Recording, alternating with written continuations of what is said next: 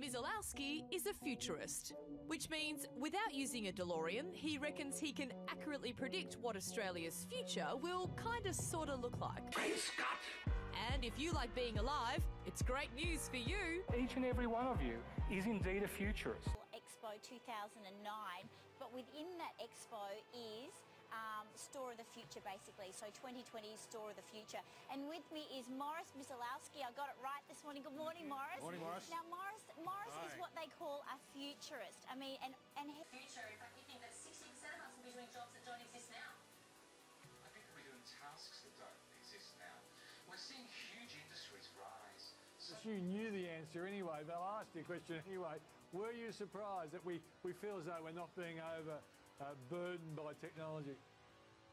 I don't think so. I mean, yeah, I knew the result. Report today is saying extend school hours to 5:30 and sort of in that difference between when kids finish now and 5:30. That other Australian industries face job cuts.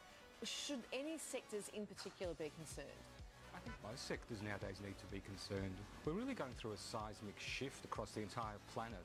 And talking about the fact that older people and cars and driving aren't necessarily a good mix. So do we really want people in their hundreds driving on our highways? Hey, remember I'm talking about the future. Yeah. We're into this semi-driverless car stage by then.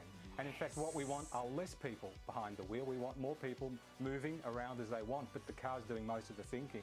So in fact, in